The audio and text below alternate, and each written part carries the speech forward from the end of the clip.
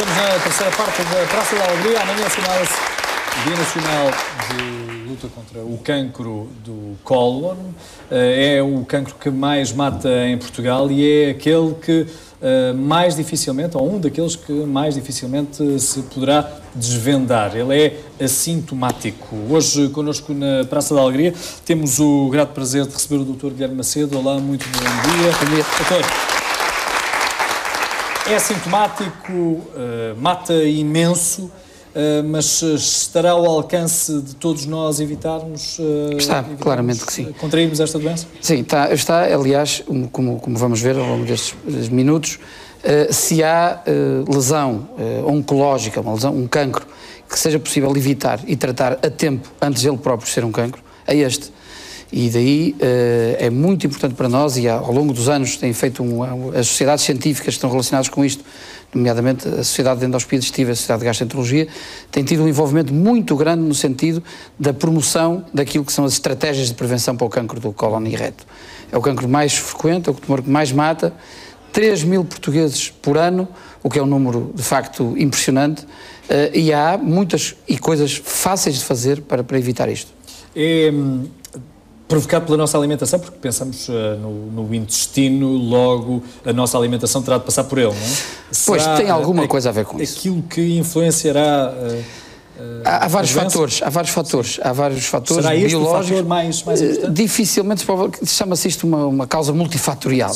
Isto é, há razões biológicas pessoais, nomeadamente em termos de hereditariedade, mas há outros fatores claramente ambientais que acabam por condicionar isto. Já falamos no outro dia a propósito de outra coisa, da obesidade. A obesidade é um fator que ajuda, potenciador, de facto, potenciador de uma circunstância destas, mas como também vamos ver, para o aparecimento de um cancro do cólon e reto, o cancro do intestino grosso, há razões, há momentos para os quais é possível fazer uma intervenção específica e resolver o problema, como digo, antes dele o ser.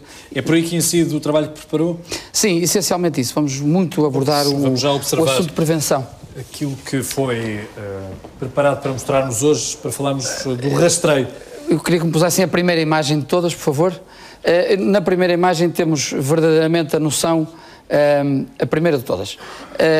Vamos ter bem a noção do que é a importância pública deste problema. Em Portugal, como disse, é um problema de saúde pública. Isto acontece em todos os países do Ocidente. O seguinte, por favor, e como vão poder observar... Próximo.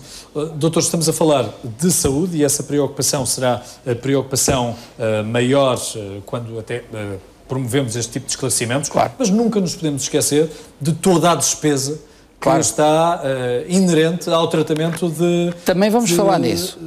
Deste tipo de patologia. Também vamos falar nisso e vamos provar, e isso está demonstrado também em Portugal, que é muito mais custo eficaz, como costumamos dizer, portanto é muito mais barato, no fundo, antecipar o problema e resolvê-lo antes de se tornar concreto do que propriamente ir a correr atrás do cancro, como nós dizemos, e tratar depois. Para além do destino individual, que é completamente diferente, como devemos calcular, os custos sociais, os custos médicos e os custos ao erário público disto são completamente diferentes. E pagamos todos. E pagamos todos. Este é o cólon, isto é, o intestino grosso, é isto que está aqui apontado nesta tonalidade alaranjada, que reflete, de facto, a parte final do nosso intestino. E é aqui que se resumem a maior parte dos problemas relacionados com o cancro digestivo. O seguinte, por favor. Esta é a lesão que nós não gostamos de encontrar. É um cancro do cólon, é um cancro do reto, em rigor. Isto é uma lesão maligna que teve... falar desta mancha. Desta mancha grande, uma úlcera grande, uma úlcera também elevada dentro daquele canal que é o intestino. É uma úlcera que muitas vezes tem meses ou anos de evolução. E, curiosamente, e como disse há pouco e muito bem, assintomático. Sem dor, sem sintomas. Isto é, às vezes tem uma pequena perda de sangue que é muitas vezes desvalorizada e não deve ser desvalorizada. Mesmo assim, nós gostamos de ir antes disso. Quando não há sintomas nenhuns, é quando nós devemos procurar o intestino. Ora, o seguinte, por favor. É claramente a forma mais comum em todo o mundo ocidental e em Portugal é importante perceber-se que este não é um tumor sexista, como nós dizemos. Sim. De facto, afeta homens e mulheres, e dramaticamente com uma importância tão grande nos homens como nas mulheres. Por exemplo, isto compara-se, só nas mulheres é comparável à mortalidade do cancro da mama e nos homens é até superior à mortalidade do cancro da próstata. Portanto, e a mortalidade é o fim da linha. Portanto, tudo o que se passa antes, de facto, tem uma enorme importância em termos de saúde pública. É o seguinte, por favor. A mortalidade deste cancro subiu nas últimas décadas. 10 indivíduos por dia morrem no nosso país com cancro de cólon e reto. 10 por dia? 10 por dia que morrem, não é que são diagnosticados, são diagnosticados muito mais. Isto significa que o problema é realmente à escala nacional. Estamos a falar de uma circunstância, por exemplo, que é 3 vezes maior do que a guerra civil das estradas, como costumamos dizer, e vejam o investimento que há em termos de prevenção rodoviária, completamente disparo em relação a isto do cancro do cólon e reto. Também está totalmente demonstrado que o rastreio e a identificação precoce das lesões precoces reduzem significativamente a mortalidade disto. Portanto, todo o investimento é aí que deve ser feito, na nossa opinião. O seguinte, também é importante perceber-se que está um bocadinho dependente da idade. A partir dos 50 anos é mais frequente aparecer estes tumores, podem aparecer antes, sobretudo quando há uma carga hereditária, quando há uma história familiar e quando há, sobretudo na família, também a história dos ditos adenomas, que nós vamos ver que são aquilo que nós designamos por pólipos. Sim. E que obrigam, de facto, à sua remoção quando identificados. Essa também é uma vantagem do cancro do cólon e reto, digamos assim, porque na enorme maioria das vezes, mais de 95% das vezes, o cancro do cólon e reto surge em pólipos ou em lesões que evoluíram a partir dos pólipos, de onde, se os retirarmos, perdemos a possibilidade de ter cancro do cólon e reto. Portanto, é aqui uma janela de oportunidade tremenda para podermos atuar. Seguinte, é isto que nós fazemos com um equipamento muito complexo, um equipamento destes é um preço de um automóvel, de baixa gama, bem sei, mas é um automóvel, e que permite observar todo o intestino grosso. E mais importante do que observar... Com dor. Há muita gente algum desconforto por vezes. Desconforto. Algum desconforto. Podemos falar em dor? Podemos, em algumas circunstâncias sim, porque há pessoas que já tiveram intervenções abdominais, intervenções cirúrgicas prévias, já pode ter havido muitos outros acontecimentos antes de nós fazermos a observação cuidadosa do intestino. Nesta observação cuidadosa do intestino podemos fazer muito mais do que observar, que é a grande vantagem disto, que se chama colonoscopia, que é tirar, remover as lesões precursoras. Isto é, tirar o cancro antes de ele vir a ser. O seguinte, a imagem que queremos passar sobretudo é que é esta. O cancro do cólon e reto, o tumor maligno mais suscetível de ser evitado. Claro que há coisas que se podem fazer antes da colonoscopia. Os cuidados alimentares, a dieta mediterrânica. Vamos ver o seguinte, por favor. Mas, de facto, aquela intervenção da remoção dos pólipos parece-nos crucial. É esta, o pólipo adenomatoso, aquela lesão, aquela pequena excrescência da mucosa, é uma tumoração, sim, como se fosse uma verruga dentro do intestino e que nós podemos remover com a colonoscopia e com a chamada polipectomia. Os pólipos vão aparecendo paulatinamente ao longo da nossa idade, sem sintomas. O seguinte, por favor. Esta é a cadeia, digamos, biológica do que acontece, é a sequência do que acontece e, portanto, há um período de tempo grande, de anos, entre aquilo que é o tapete normal do intestino, que é a mucosa normal, o aparecimento de pequenas rugas no intestino, que podem ser... também é normal? O que também é normal, mas depois o aparecimento dos adenomas são lesões, as ditas lesões precursoras, que de facto precisam ser removidas. É bom dizer-se que nem todos, longe disso, muito longe disso, todos os pólipos, nem todos os pólipos vão evoluir para cancro, vão evoluir para carcinoma. Não.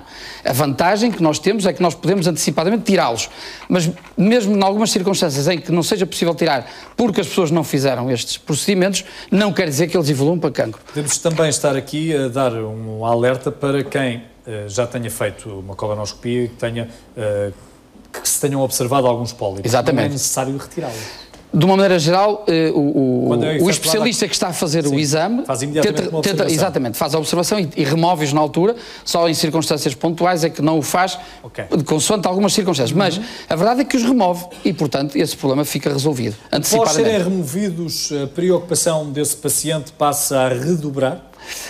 Ou deve passar a redobrar? A nossa ideia é ao contrário. A preocupação deve ir para nós e o doente ficar livre. Isto é, nós devemos ter alguma preocupação de regularmente fazer a observação do intestino.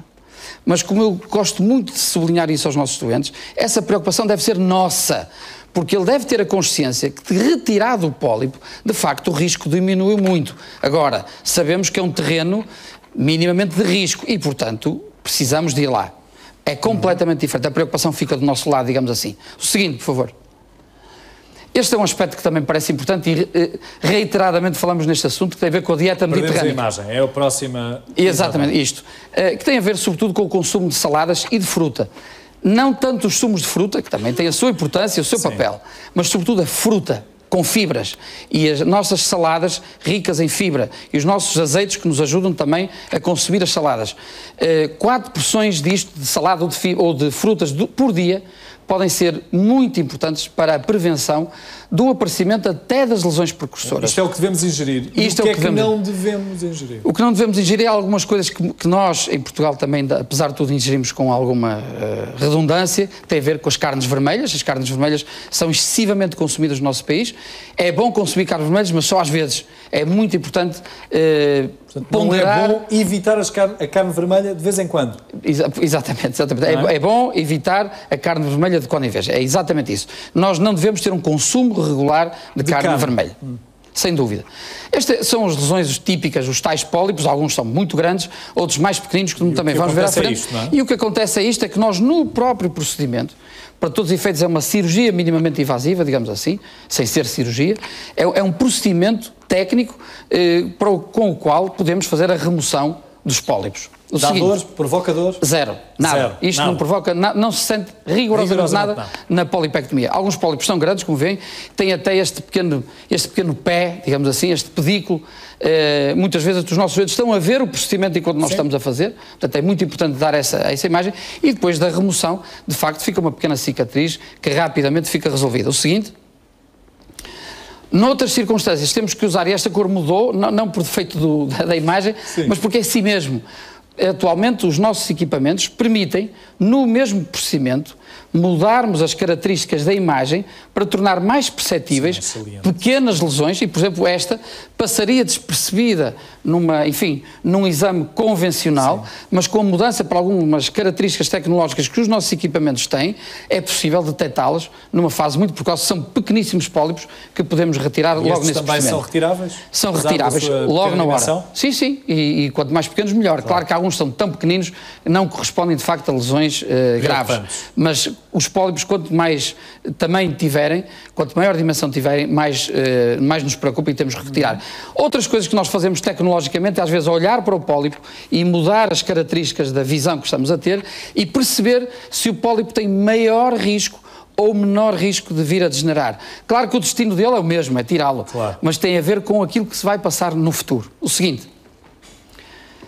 A história da economia, e que tanto nos preocupa atualmente e com todas as razões, é bom que seja dito, claramente, como já foi dito por alguns académicos no nosso país, que de facto uma das intervenções que resulta melhor em termos de custo e eficácia, isto é, muito eficaz e pouco custo, tem a ver com o rastreio do cancro do cólon reto. Estamos a resolver um problema tremendo em termos individuais e, obviamente, à escala social. Imagina o que é, 3.000 indivíduos que morrem por ano disto. Veja as dezenas de milhares de pessoas que estão envolvidas em procedimentos, em tratamentos, as famílias, etc. Portanto, há um envolvimento enorme, até à escala profissional, para aquilo que é possível proporcionar a estes indivíduos. O seguinte... Tudo o que nós tivemos a dizer foi um pouco isto, então, quando é que é possível e quando é que é necessário fazer? Existe aquilo que se chama o risco padrão. O risco padrão é aquilo que nós todos gostamos de ter, isto é, nada de especial em relação às outras pessoas. E no risco padrão significa que não há uma história familiar de cancro do cólon reto. Não há uma história familiar. E quando não há uma história familiar e a pessoa se sente bem e tem 50 anos, é a partir daqui que deve fazer a sua colonoscopia. Isto é o que é preconizado em várias sociedades científicas internacionais e pelas nossas também, em Portugal, e deve fazer, de facto, uma observação. O mínimo é esta colonoscopia esquerda, isto é, ver o lado esquerdo do intestino. Quando é detectada uma lesão, nós progredimos para o resto do intestino, mas, de facto, isto é o mínimo que deve ser feito, o mínimo indispensável. Quero dizer uma coisa a propósito disto. O presidente Bill Clinton, no ano 2000, disse isto em público no Congresso americano, a aconselhar as pessoas a fazer a sua colonoscopia. A própria Katie Couric, que, como sabem, é uma Sónia Araújo, de âncora muito importante de vários canais de televisão norte-americano, fez uma colonoscopia em direto. Não foi um reality show. Foi verdadeiramente uma colonoscopia em direto. O número de colonoscopias dispararam a partir desse ano nos Estados Unidos, o que significa que salvaram milhares de vidas. E isso é uma informação que deve ser, de facto, transmitida para as pessoas perceberem que este é um problema à escala global. A senhora não foi detectada qualquer doença. E não foi detectado nada. O próprio Dr. Oz, que agora tem um programa ativo ainda na televisão, fez uma colonoscopia em direto. Foi feita a ele uma colonoscopia em direto. Portanto, estamos a ver que isto representa, de facto, um envolvimento público muito grande. Sim, sim. O seguinte, preocupação global. Esta é a conclusão que eu penso que é razoável tirar. No mundo ocidental é um gravíssimo problema de saúde pública, é uma das principais causas de morte por cancro e, portanto, o envolvimento que nós como profissionais devemos ter e o público em geral deve ser enorme. Nós podemos reduzir drasticamente em Portugal a mortalidade por cancro do cólon e reto. E à luz do conhecimento atual, claramente, os métodos endoscópicos são o melhor método de rastreio porque não só observam, não só permitem identificar, porque há outros métodos, pesquisa de sangue oculto, que é uma coisa que é muito feita também, mas a pesquisa de sangue oculto permite presumir a existência. O que o método endoscópico faz, não presume a existência, vê. E, sobretudo, tira. E, portanto, trata na hora, o que é uma enorme vantagem, como podemos concluir. Há lista de espera para a execução de uma colonoscopia? Bem, vai havendo, consoante, obviamente, as instituições, e esse é um problema que também temos que equacionar. Não podemos criar uma expectativa e depois não a resolver. Sim. Mas aí, por isso mesmo, é que a tutela também deve estar oficialmente envolvida nestes programas. Compreendemos que o método de rastreio, ou os métodos de rastreio, não devam ser uma prioridade para os grandes hospitais. Os grandes hospitais devem estar envolvidos noutras fases do problema, mas obviamente que o rastreio endoscópico feito pelas pessoas que têm de facto treino e competência para o fazer, deve ser feito à escala nacional. Então parece que assinamos aqui uma sentença de morte para quem agora tenha um diagnóstico de cancro do cólon. Não. Mas não é verdade. Não é verdade. Não fizemos... Eu gostaria que a sentença de morte fosse para por um lado, para o despesismo, e, por outro lado, para para os maus hábitos que os portugueses ainda têm, maus hábitos alimentares e, sobretudo, alguma excessiva tranquilidade em relação a este assunto. Isto não é comigo, isto não é connosco, isto é só depois dos 50 anos. Bom, a verdade é que essa que é a sentença de morte. Nós devemos dizer que é preciso procurar para resolver. Quanto às pessoas para as quais é detectado este problema, e muitas vezes a colonoscopia que permite detectar em tempo útil que existe um problema, existem várias soluções cirúrgicas, outras complementares da cirurgia, para ajudar a resolver o problema. Mesmo assim, como disse, 3 mil mortes por dia é de facto um número tremendo. É muita gente. Doutor, a partir dos 50 anos e depois de quanto em quanto tempo é que devemos fazer uma colonoscopia? Depende daquilo que forem os achados. Médica, não é? Depende daquilo que forem os achados. Por exemplo, uma colonoscopia total aos 50 anos normal faz com que só 10 anos depois tenha a indicação para voltar a fazer o exame. Depois há condições individuais que podem permitir antecipadamente, ou 2 anos depois, ou 1 ano depois, quando às vezes se detectam algumas lesões, isso varia depois de circunstância para circunstância. Com menos de 50 anos, há alguma população de risco que deva fazer uma colonoscopia? Sim, como foi dito logo no início, a história familiar é muito importante. A história de um antecedente, sobretudo um antecedente de primeiro grau, um familiar de primeiro grau com um cancro do cólon e reto, obriga a que pelo menos um familiar, descendente, fale ao seu médico neste problema, porque rapidamente ele vai promover que ele faça de facto uma colonoscopia, antecipadamente, digamos assim, ao dito risco padrão dos 50 anos. Doutores, vamos provar na quarta parte da Praça da Alegria que é possível vencer o cancro do cólon. Margarida Alberti vai estar connosco para nos revelar como revolucionou a sua vida depois de se ter diagnosticado esta doença. Doutor, muito obrigado por ter vindo à Praça da Alegria. Reencontramos-nos por aqui. Obrigado.